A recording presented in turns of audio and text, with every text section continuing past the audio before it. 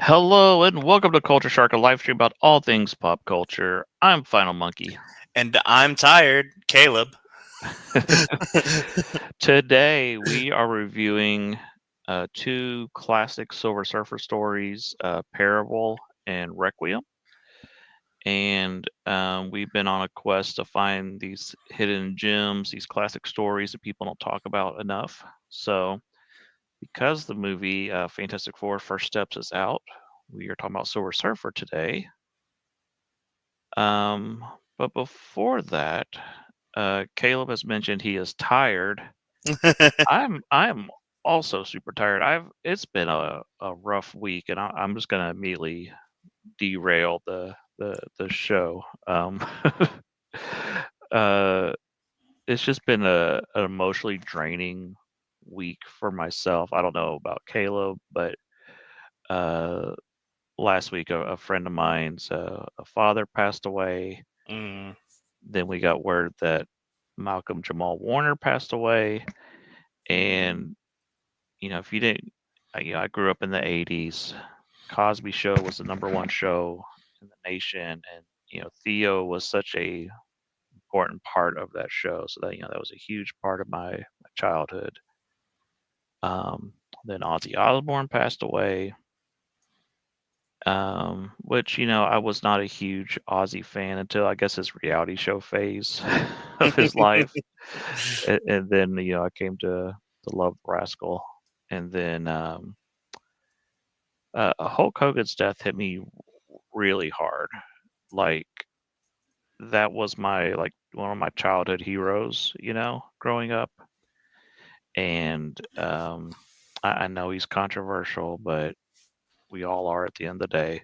Um, and you know, it would be like if Superman was a real person and then he died. It was that type of, I guess, hero worship as a kid. He was bigger than life. And so all this death that I experienced, you know, learning about last week, and then to read a story about a character coming to terms with his mortality, it was hmm it Well, was a emotionally draining week. and not just that, like so that one's Requiem, and then Parable is just like a whole like college thesis on morality. Yeah. Like, no, no, for me, it wasn't as taxing. I am saddened to hear about these deaths. None of them, like, I didn't really grow up on the Cosby Show. I was not really into wrestling, and as a musician, I respect Ozzy, but Black Sabbath was never my band that I listened to. But these are legends that passed away, and so we always want to give props and respect. No, my draining is just more. My draining is all just from today, and it's less of emotional draining and more of a Yeah, I an actual exhaustion. I I felt I had to bring it up because it's definitely going to affect the show and my reactions to Requiem when we get there. hmm Just so you know where my state of mind is. Have you ever Uh, read it? no, I'd never read either of these stories. Okay, I've never read them either.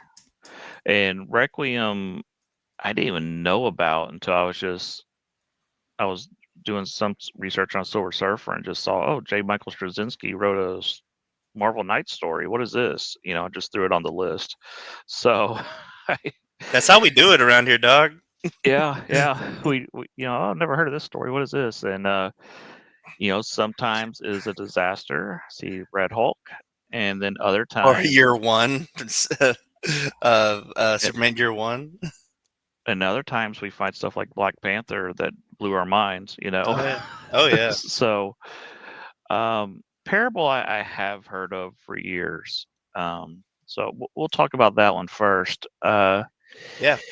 It is a book by Stan Lee, and I think it's one of his last major works It is, from yes. for Marvel. I mean, he does do the DC stuff later. The Just Imagine, I think is what it's called. Yep. Um, but his name is like on Ravage 2099. I still don't think he wrote that. I think they slapped his name on there. Um, but uh, so this is like it. Like I think this is like the last chapter in my Stan Lee Just Imagine or Creates the Marvel Universe book that you bought me years and years and years ago. Oh yeah, yeah. So I have lost the page. Here we go. Let's see. So I'm gonna pull up an image of it. And by the Y- way, the artist is Mobius, I think is his name, right? yes, he is a famous French artist. I think he did a lot of artwork for Heavy Metal magazine and some other things. I think I've got that right. So for him to do a work in America was very rare, a work like this, a superhero book. So,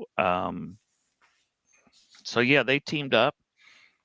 We've talked in the past about how Stan Lee is great for ideas and collaborating. He is not the best writer. I think this is one of his better works.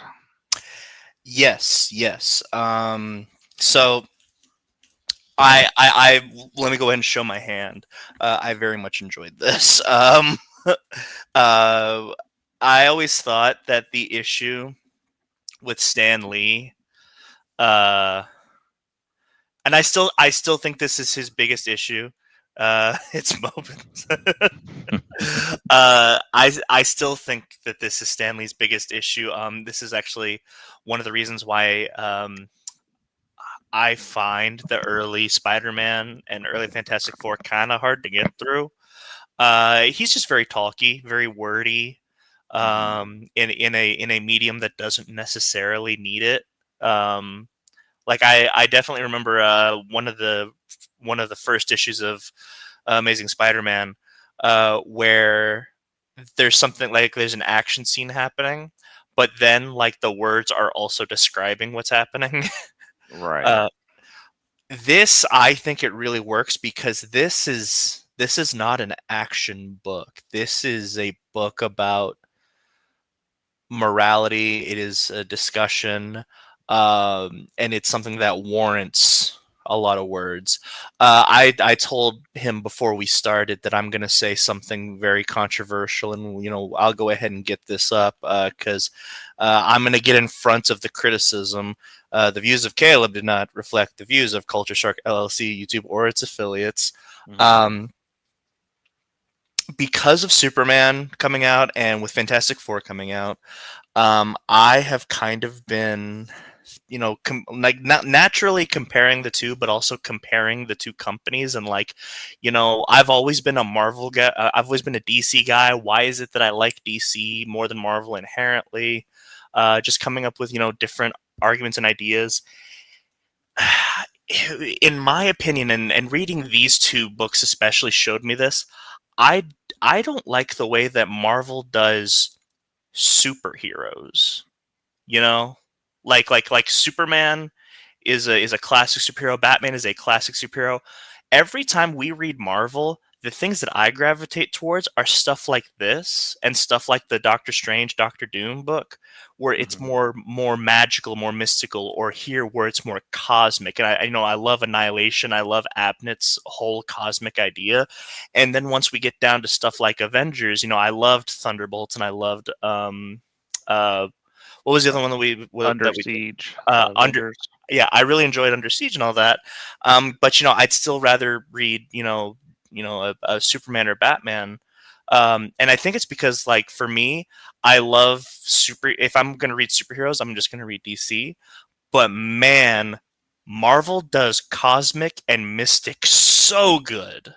Yeah. I love these. And so uh, yeah, I mean, I said it's going to be controversial, but I think it's a decent point just because I genuinely do think that like you know Marvel has always done cosmic so well.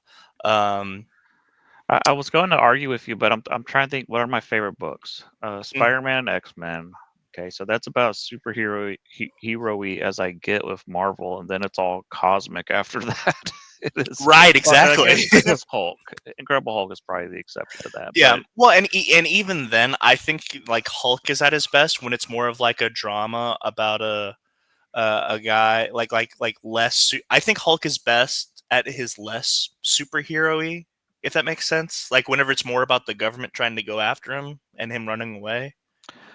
yeah, I think he's interesting when it's like dealing with his multiple personalities Yeah, and just but to the and so Silver Surfer, it's always a lot about philosophy and stuff when it comes to Silver Surfer and mhm. these discussions, and he's kind of a perfect being, and seeing his perception of the world.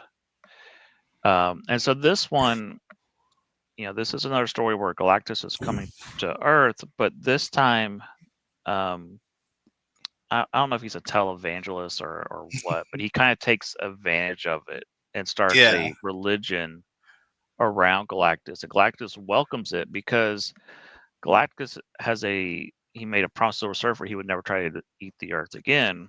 Now, did that happen at the end of the Galactus trilogy? I think so, but it's been broken several times. That's what I was confused about. There's been several times where he's gone back on it. For a while at the end of the Galactus trilogy, Silver Surfer was imprisoned on Earth. He was not allowed to leave Earth.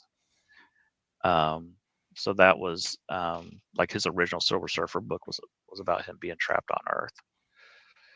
Um, so get this out of the way. I have not seen Fantastic Four yet. Have you seen it, Caleb? No, I haven't. I'm probably not going to see it this week either because we would normally see it on a Tuesday because of like the deals and whatnot. But there's a soccer game on Tuesday.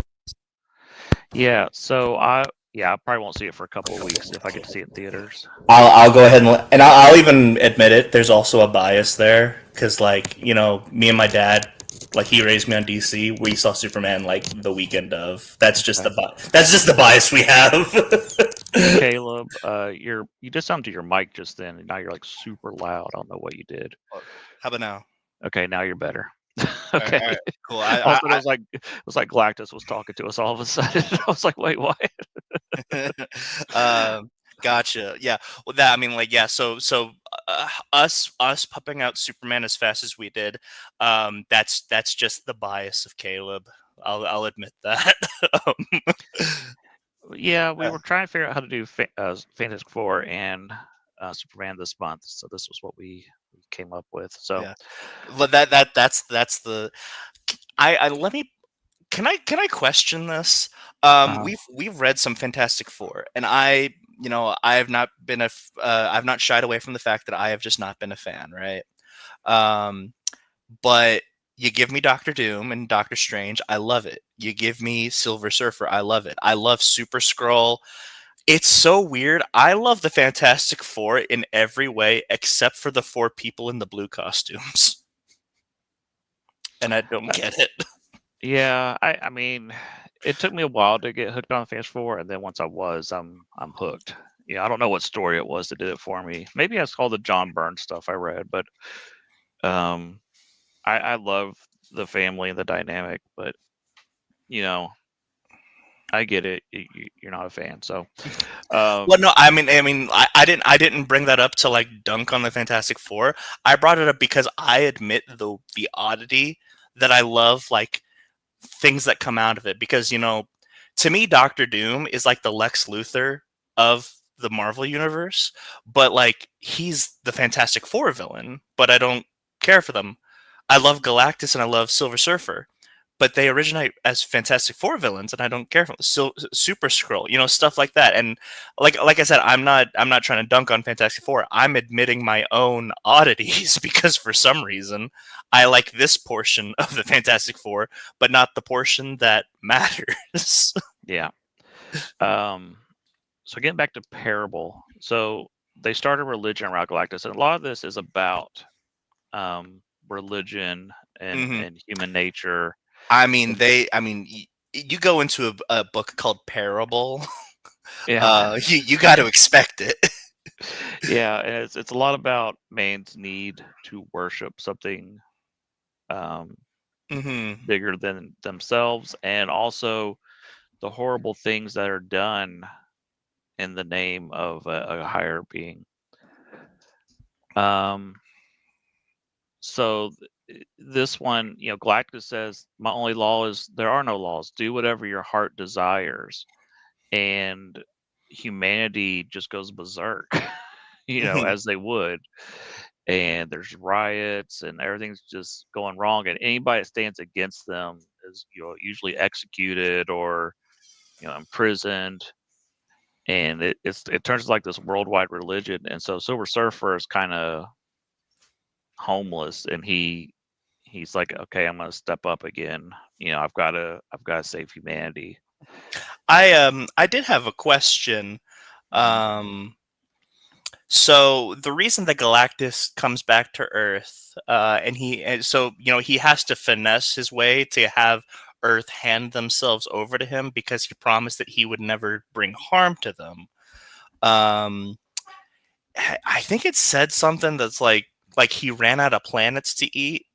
How does that work? I guess I don't understand Galactus because like would he not have started at like Pluto and made his way back to Earth? I guess I personally don't understand like what it means for Galactus to eat a planet. So the answer that came out, I think Earth X is when they started this explanation. It may have been before that, I don't know, but it's been brought up in the MCU also. Um, there's celestials in certain planets, and Oh, Galactus is the natural defense against celestials. He eats the planets and eats the babies before they are born to keep the universe in check. so he is a big fan of he loves caviar, is what you're telling me. That has been the more recent explanation. At the time this book was out, I'm not sure. Like, I think certain planets have more energy, so Hmm. if he ate like a Pluto or something, there's no life there. There's nothing to sustain him. So there's Okay. certain planets he has to eat. But the recent explanation is celestials. I mean, I'll be honest. I'm a fan of that recent explanation just because like that means that Galactus is a foodie. Yeah. Uh, yeah, I'm pretty sure Earth X is the one that was the first one to say that, and then they've kind of adopted into the Marvel universe. So, um, but yeah, so this is a lot about the cult leader that had started all this, realizing he is wrong when his sister dies, trying to stop Galactus, and nobody will listen to Silver Surfer, and basically the cult leader realizes that Silver Surfer is a better person than all of them, and they don't deserve Silver Surfer. But um, I lost my train of thought. What I was going to say, but anyhow, that that he was wrong, that they should not be worshiping Galactus. So Hmm. I did want to point out this picture. I look out for these when I'm reading Silver Surfer. You'll notice the top right pose, Silver Surfer is in a cross pose, like he's on the cross. Hmm. It And actually it's kind of like uh almost like an Ultraman pose. Well, I mean, like the Ultraman pose is a cross pose. But like I guess because he's Silver Surfer, I immediately think of Ultraman.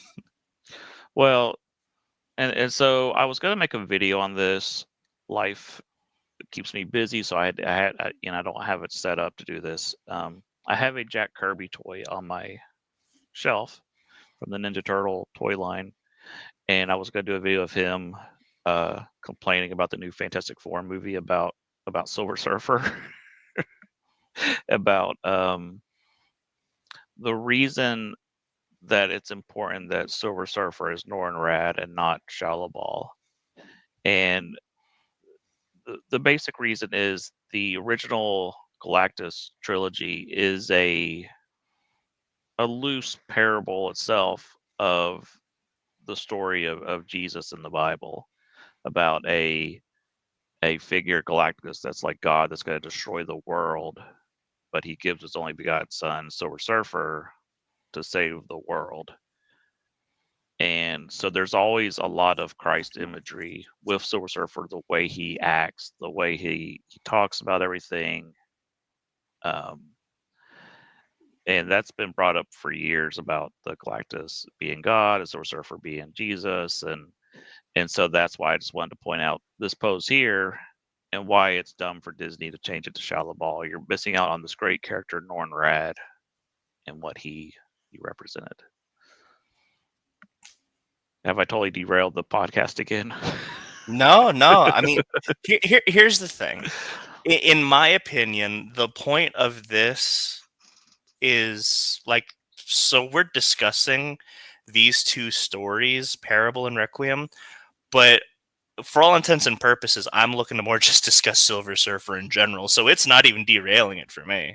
It's just a Silver Surfer discussion. Yeah. So that is, I feel like Jack Kirby has talked about that. I may be wrong, but I've definitely read that over the years. I used to read a lot of Wizard magazine, so the tying Galactus to God and Silver Surfer to Jesus has been brought up a lot. So this is on purpose. This picture here of him in a crucifixion pose. It definitely is. And for this story to be about Galactus being worshipped as a god, this is definitely on purpose. So, 100%, 100%. So I think at the end of the story is interesting where Galactus has left, and so now Silver Surfer is appearing before the UN, and they want to start worshiping Silver Surfer, and he is like, these people have not learned their lesson. And so he starts saying all the things that they don't want to hear just so they will turn against him. And I think so. Let me read some of this. He goes, I shall lead you to the path of glory, but first you shall hear my terms. And every command is to be obeyed without question, my every whim gratified, my every desire fulfilled. 1/3 of each nation's wealth shall be set aside for my personal use. I shall not be subject to any man-made law. All shall rise when I reign to appear. None may break without my assent. And so the crowd turns against him. And so what's interesting is the cult leader,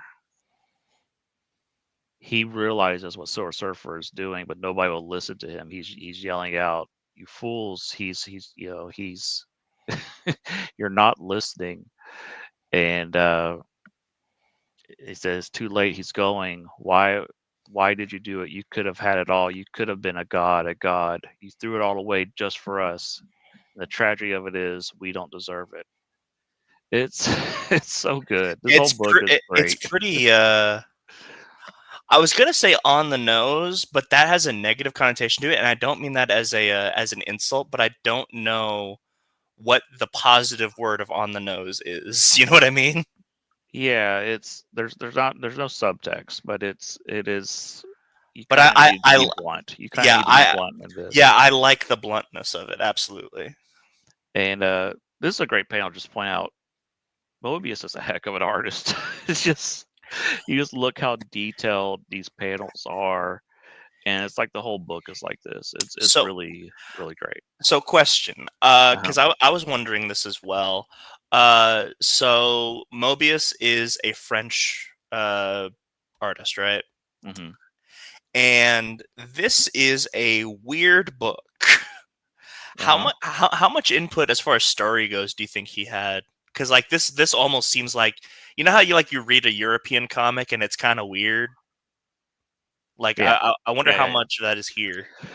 There's a whole if making of thing in the after this story. So I was reading that, and I mean they did the Marvel method where they kind of discussed the plot together, and then Stan gave him a very loose plot, and then he just drew all the panels, and then Stan came back in and worded them or whatever. So, um, yeah, so I think he had some, input. Here's just the story, go wild with the art, and make it work afterwards. So,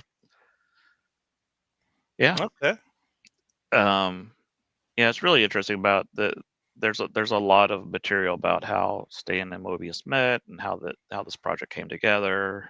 And Mobius had to, at first he was doing everything too detailed, and he had to redraw some pages and dial it back to figure out how to make this story flow. Because he said if I made everything too detailed, this it never would have gotten done.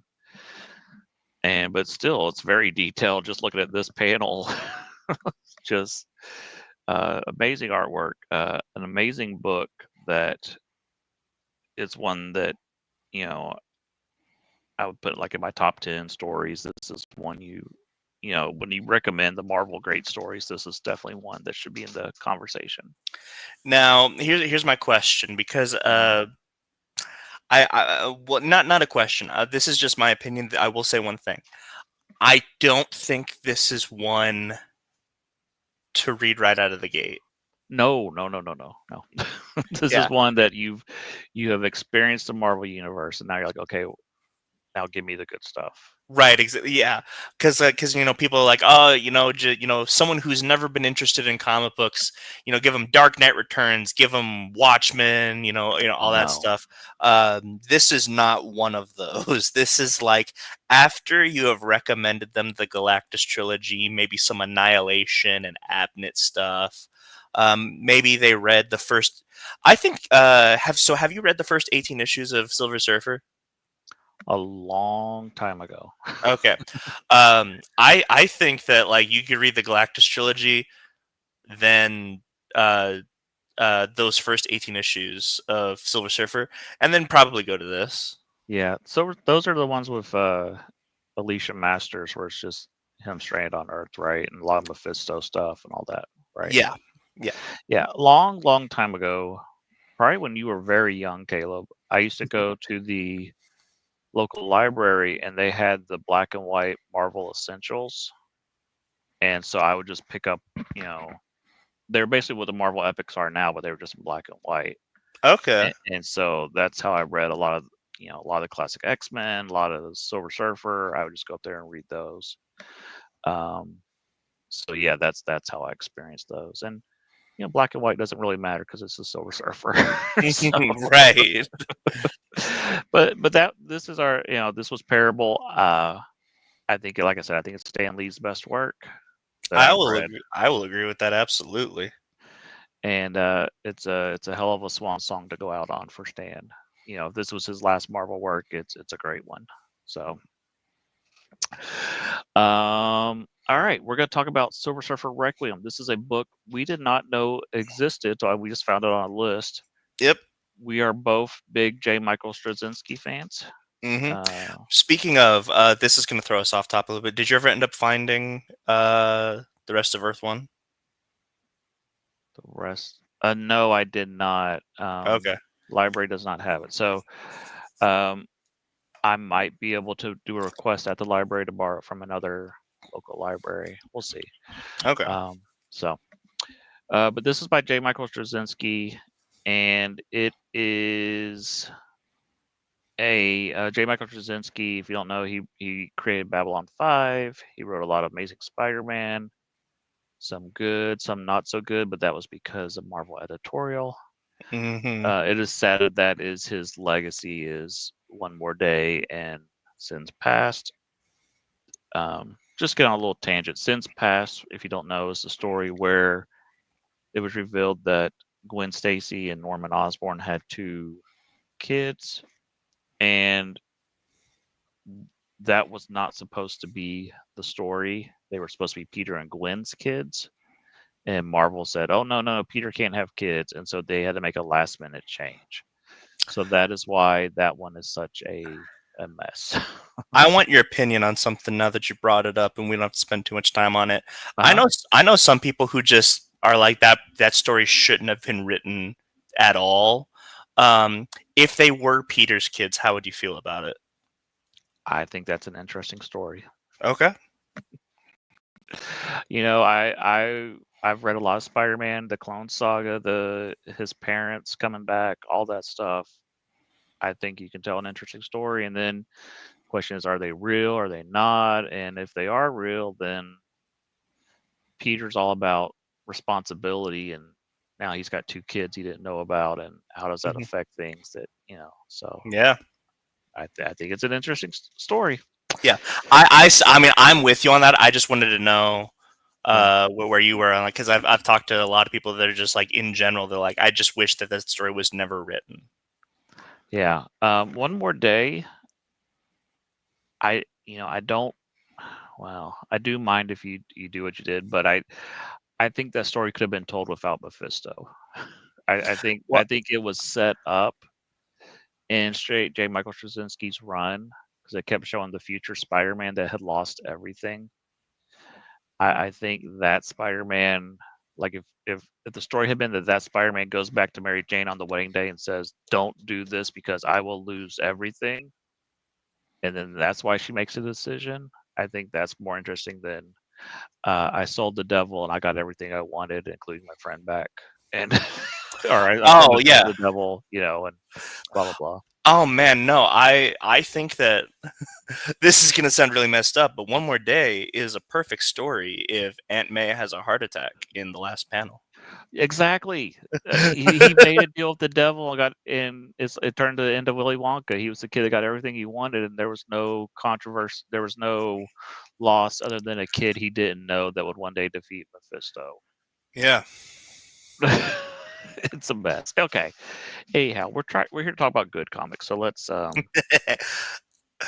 but yeah, just to so answer Jonathan's question. I think the fear was it would age him too much because they want Peter to be relatable to kids. So if Peter has two kids, now he's suddenly 40 years old. yeah, It- I always thought the weirdest thing is because, like, I mean, at the time, they wanted Peter to stay young, but at the time, Ultimate was still going on. So yeah, they had two, like Peter and Ultimate was still in high school. They had the young Peter Parker already. So like, and for um, me, one of the things that knocked me out of Spider-Man comic books was the end of the Clone Saga, and not because of the Clone Saga. It was Mary Jane was pregnant and she was going to have baby May, and she ends up losing the baby, but it's under weird circumstances where it's like, oh, Norman did something. And so they did a whole storyline where they're like, May's, we found May. And so they, you know, you think, oh, Norman did kidnap baby May and we're gonna resolve this, and then you find out, oh no, it was Aunt May. It was not Baby May. Aunt May was dead, and oh, guess what? We faked her death, and this is the real Aunt May, and blah blah blah. That ruined Spider-Man for me so bad because so I was ready for Peter and Mary Jane to have a kid, have a family, move on with no Aunt May. And when they did that, I was so mad. It really wrecked comic books for me for a and what while. and what's funny, I'm gonna bring up one thing and bring up another thing that ties into it. Mhm. Um, Ultimate Spider-Man, Jonathan Hickman's Ultimate Spider-Man, is the best Spider-Man's been in like 20 years. Mhm. Which is funny because he has a kid.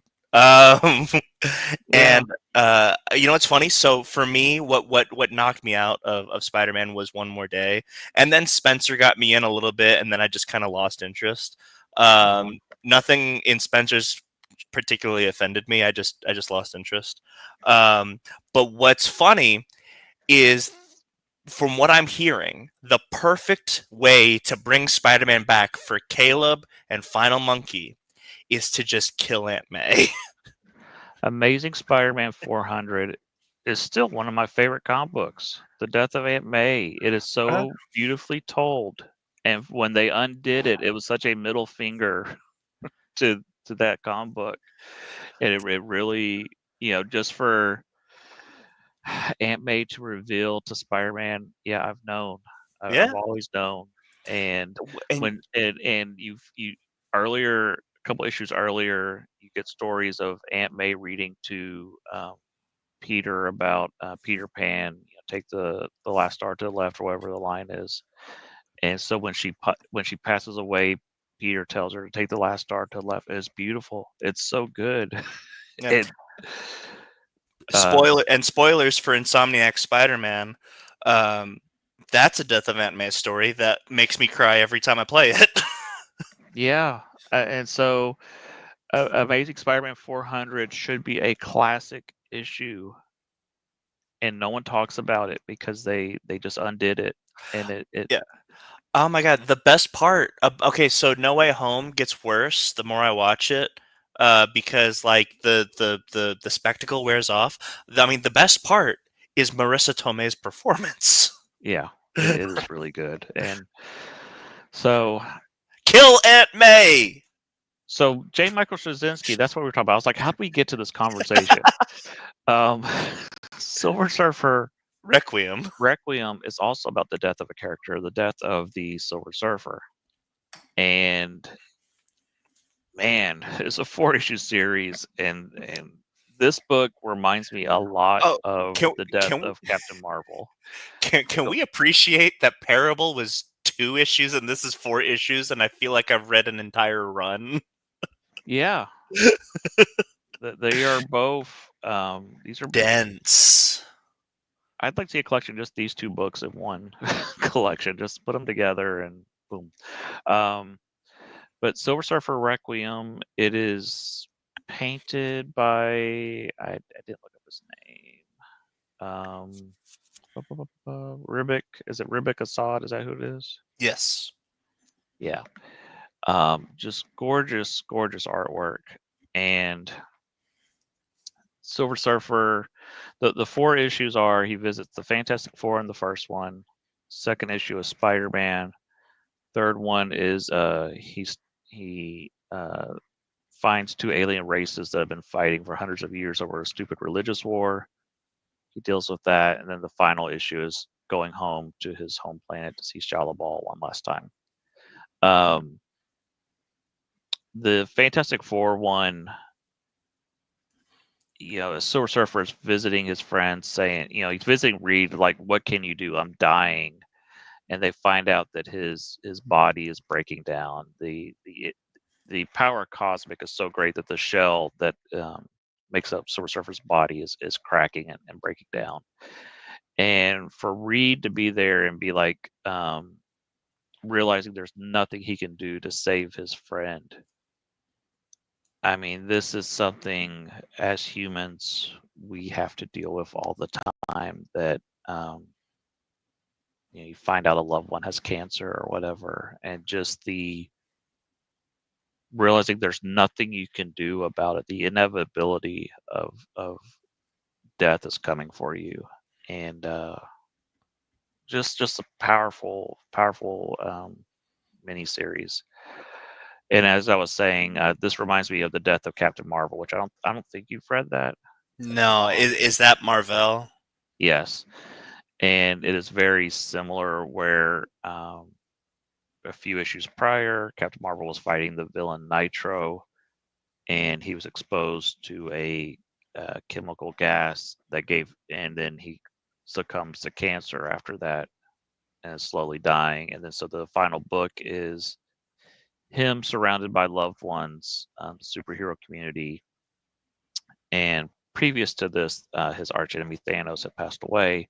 So Thanos shows up and kind of like a ghostly vision is taking him to the other side. These That's so good. Thanos shows up and is kind of like his I can't think of the right word, but he is shepherding him to the other side, the afterlife. Yeah, it's kind of like a. So I Reaper has a negative connotation, but I think Reaper is the correct word. Yeah, I'm trying to think. Not like maybe like the River Styx guy. I'm trying to think of what the right word is, but it is. It might be Reaper. I know that it has a negative connotation, but it might actually just be Reaper. So this reminded me a lot of Life and Death of Captain Marvel. So uh, he goes to the Fantastic Four, and they kind of shut out Thing and Human Torch. Like, this is serious. I got to talk to Reed, and he allows Sue to be there because it's his wife. And but just realizing that you know with all their technology, all the things they've done, he cannot save his friend. And the I haven't thought about, but this may go through the what they call it, the different steps of grief. I don't Oh, know. the 5 stages of grief. Yeah, I don't know if I haven't thought about enough if the series falls through, but Oh, I didn't. this is definitely talking about denial and going through the acceptance of there's nothing we can do. And so he gives a beautiful speech about Reed tells him you may have 2 weeks, you may have a month. And Silver Surfer's like, there's some butterflies that only live for 2 weeks, and I've been granted double that. That this is he sees it as a blessing, and not this horrible news. And so he's gonna visit the planet he loves one last time before he leaves to go home. And issue 2 is interesting, where you get Spider-Man, and Spider-Man's talking to him, and Spider-Man realizes, I've teamed up with Silver Surfer several times. I don't even really know the guy. I even know his name. I haven't really ever sat down and just talked to him. And now it's too late because he's dying, and realizing that life is short and we have to take advantage of these moments. And um, he tells Spider-Man that he can give him a gift of seeing the whole, tapping into the power cosmic and seeing the whole universe. And Spider-Man says, "No, no, there's someone else. I want you to share it with my wife, Mary Jane." And it like blows Mary Jane's mind. She sees everything, and she's just like, it's more than almost more than she can bear. And it's and so I was gonna ask about that because I know that it's a beautiful scene and everything, but part of me is like, man, I don't think I would not wish that, because part of me is thinking about how terrifying that is, Yeah, to have it and then to lose it, it's I don't know. and then to have, like, just to experience all of it. Yeah, and then he kind of just lets the whole universe or the whole planet tap briefly into the power cosmic, just so for one moment the world can be united. And whether that will maybe one day bring about peace, he doesn't know, but just for one moment, let everybody see the glory of the universe. It's really cool. Issue 3 is it's kind of like Parable again, where there's a debate about religious wars, and probably won't talk about this one too much, but it's just these two different planets are at war, and they're very similar, but they worship different gods, so they're trying to kill each other. And at the end, Silver Surfer just destroys all their shrines and destroys their gods and turns the people against the religious leaders. And Yeah, then it's. Yeah, go ahead. I know so we're going to talk about too much, but it's the juxtaposition of Silver Surfer is just really interesting to me. We'll say that, like, he is such an interesting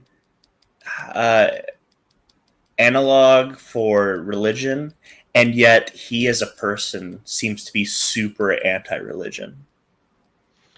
Well, again, we try not to turn this into a religious discussion, but you look at when Jesus came to Earth, and you had all the different religious sects that were like the Pharisees and the Sadducees and whatever, and they're all twisting the word. And then you see Christ standing against all of that. You see him flipping the money Changer's table in the temple and all that, because they're twisting it. And so I think you can kind of read a little bit into this, where it's like, oh, this is not true worship. This is a twisted religion. You're twisting religion. You're not, it almost feels like Silver Surfer's like, you worship a higher power. There's a universe, this great thing, and they don't call it God, but there's glory in the universe, and people are twisting it for their own wants and needs. And that was kind of what Parable was also. And so we see it again here in issue 3. That makes a lot of sense. Yeah, issue 4, they return home and to Shalabal, or what's the planet's name? I get it mixed up because they're very similar. Isn't it like Len? No, it's Zenla. Zenla, yeah.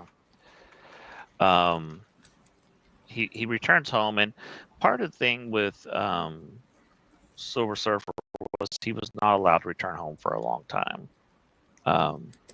But here, and it's changed. It's gone back and forth through continuity. But here, he's returning home, and he is dying, and you see all the people that he has rescued gathering to celebrate his life in the last moments.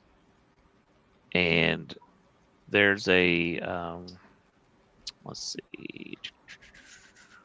Oh, I thought I grabbed the page. I guess I didn't. Whoopsie. There's a beautiful scene where Galactus shows up, and he's there to also pay his respects to his greatest herald, because he's had several of them, through the centuries. And Shalabal is like, "Oh, well, give me the power cosmic. I could save him and all this." And Silver Surfer tells her no. He's like, "It's better for me to know that you get to go on living your lives for as many tomorrows as you have. That is what will bless my soul, not you giving up everything to save me. I'm just happy that you're happy and you're living your life." And again, just the way Silver Surfer looks at things, it's really cool. And then when he ultimately is dying, Galactus takes his energy and forms Silver Surfer into a star and places him in the galaxy, so that people will remember him, and it'll give them hope. And again, just a beautiful comic book, a beautiful ending. I think this is one of the greats. This is just a great miniseries.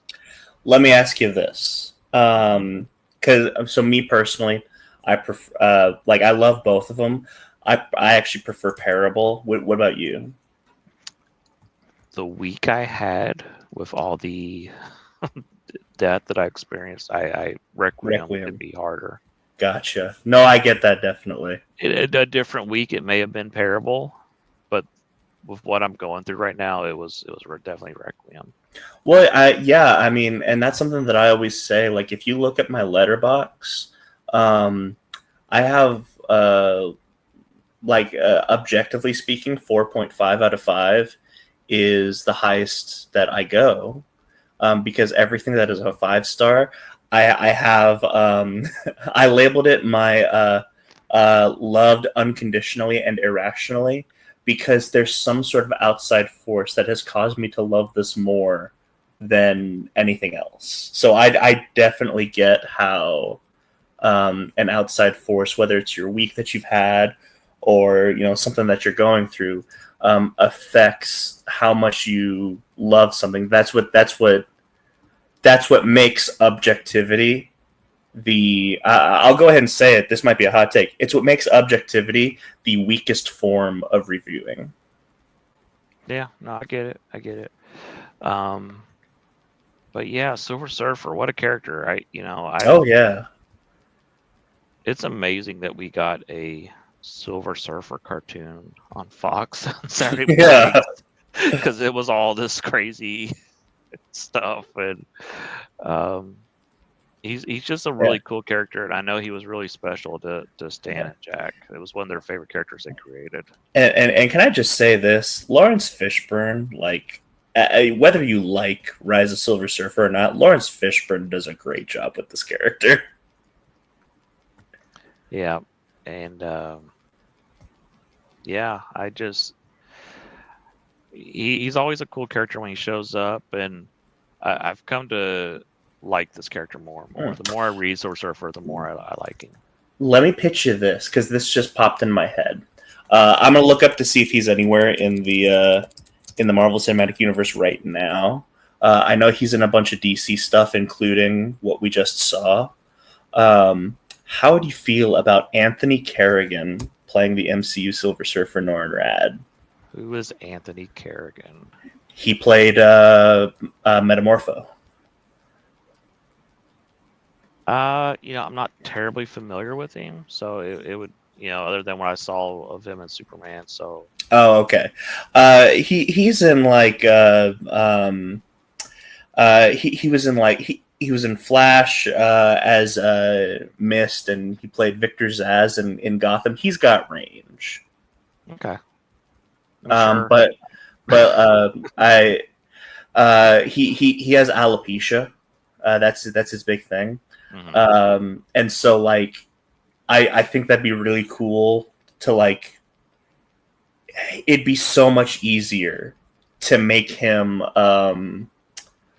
practical because of his alopecia, you know?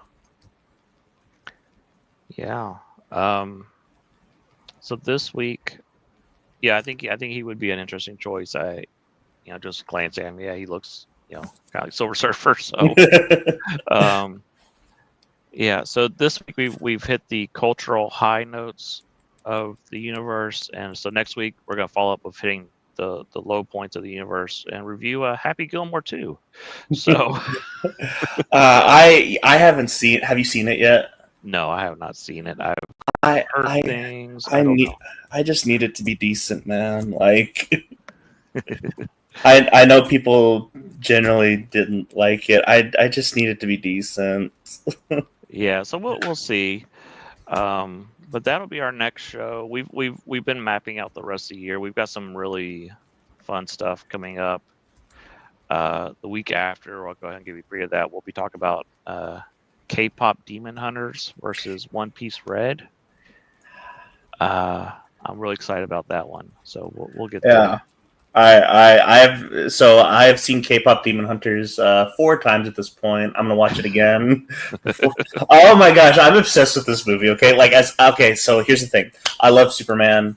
Like it's one of my favorite movies, like of the year so far. But like, I mean, my other uncle, my Uncle Craig said it best. He's like, "What's the point? We've already seen the best movie of the year this year." And it's K-pop Demon Hunters. Yeah, it's a good movie.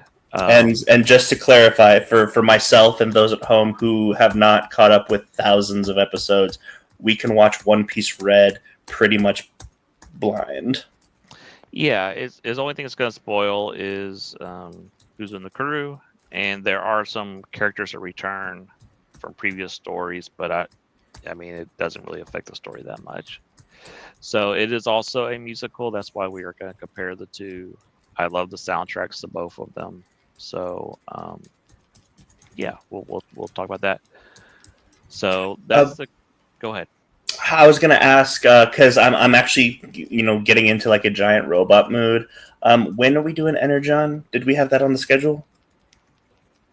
I think it's towards the end of August. Okay. Right now we have it August 24th. We'll see. It might get moved up because Aliens vs. Avengers got moved back. So I don't know what's going to take Alien vs. Avengers spot on the schedule. Okay. I need to know when I need to start making my way through and so are we discussing just like the universe in general? Are we going up to like a certain issue or I would I'd watch I'd get caught up on Transformers, and there's a lot of YouTube channels that kind of cover what's happened in the issues. Okay. I think that's the main driver of the universe. So I think that would be the one to know what's going on. So Have you seen? This is kind of off topic, but kind of on topic. Have you seen IDW's Godzilla stuff? the Ninja Turtle stuff. No, no. They're relaunching Godzilla like into its own like franchise for comic books. It looks really good. No, I had not heard that. No, I saw where they were doing Ninja Turtle crossover, but I didn't see that. Let me. I'm gonna get it pulled up. This is welcome to the show, everybody. So let's see. Yeah, and it's Tim Seeley, and I love Tim Seeley. He's big in DC. He did Agent of Spiral. Worked. Let's see. Godzilla Shared Universe. The Kaisei universe. Okay. Let's see. Yeah. This looks dope. It looks so cool. Interesting. Yeah. Let me see. I don't think there's a you know how like they have a blurb? Like so whenever you send me those Marvel those Marvel thing, I don't think IDW has a blurb yet of like describing the synopsis. Yeah. Yeah, I don't think they have those yet. Godzilla is the first Kaisei book out of the game. The ostensible flagship title of the line. The series is sort of Godzilla story in the way of superhero comics, focusing on a team of hyper-patriotic G.I. Joe-esque heroes taking on the continued kaiju threat. Oh, this is amazing. Yeah, that does sound pretty cool. You had me at G.I. Joe, so. Oh man, that looks super cool. Speaking of G.I. Joe, they announced the Dreadnought War, which is going to be pretty cool. Where Duke and Cobra Commander have to team up against all the Dreadnoughts, so that's going to be a lot of fun. I guess I'm not. Everybody, welcome to the post show. We're not talking about Silver Surfer anymore. Yeah. Wasn't there a point where people thought that Duke was Cobra Commander? That was that was one of the early rumors, was that the Duke and Cobra Commander stories were being told out of sequence on purpose, because in Cobra Commander, Gobulus said, "Oh yeah, we brought you in. You were wandering. You were rejected. Blah blah blah." Some people thought that, oh, Duke's on the run from the military. Maybe he is Cobra Commander, but obviously that's not what they're going with. So okay, and I'm glad they didn't go with that, because I'd rather have something that's more set in continuity and not just, oh look, we changed everything just for the sake of changing everything. So I don't know. Like I guess that's me not being the big G.I. Joe fan. I'm cool with the changes. I was like, oh man, that's kind of interesting. But they've done it before. There was a series where betrayed G.I. Joe, went to Cobra and stuff. So it's been kind of done. So well, but like he is the Cobra Commander. Has that ever been done? No, that hasn't been done. But okay, yeah. All right. So I think we're gonna wrap it there. Again, we'll be doing Happy Gilmore next week, and then follow up with some cool anime movies. So until then, I've been Final Monkey. And I'm Caleb. And join us next time in the deep end. See ya. I don't know what happened. Sorry. All right.